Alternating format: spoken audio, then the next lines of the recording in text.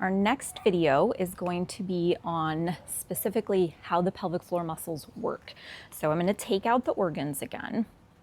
And then we're looking at the two different layers of the pelvic floor. So the top layer, or the into the body layer, most people refer to that actually as the deep layer of the pelvic floor.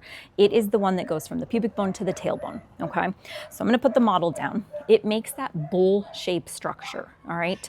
And that's important because that bowl-shaped structure, it's going to allow it to lift. So that lift motion is what we want from the deep layer. And most people are going to think of when they hear a Kegel, that is what the Kegel motion is. So it's that lift up into the body.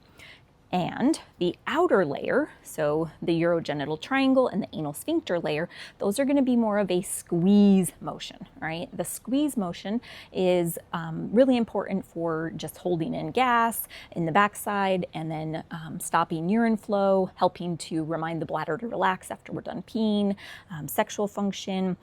That squeeze is not going to provide a lot of support though, okay? However, it can be very helpful, like I said, for kind of cueing the organs, both the rectum and the bladder that we're done emptying. So see my videos coming up on bowel and bladder voiding tips, and that'll go into a little bit more detail. And it's also going to be helpful for urgency, all right? Because those outer layer, that outer layer of muscles, it is going to be our best urge control strategy.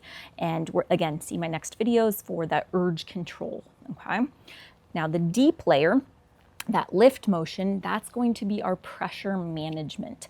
And so when we can master that, we can really help relieve stress incontinence, leakage from pressures coming down. So think when I cough, when I sneeze, and I create this pressure in my belly, it's going to create pressure onto the bladder, and that's a downward pressure.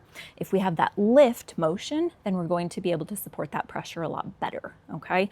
And also for prolapse symptoms. So we're gonna have some videos coming up on prolapse.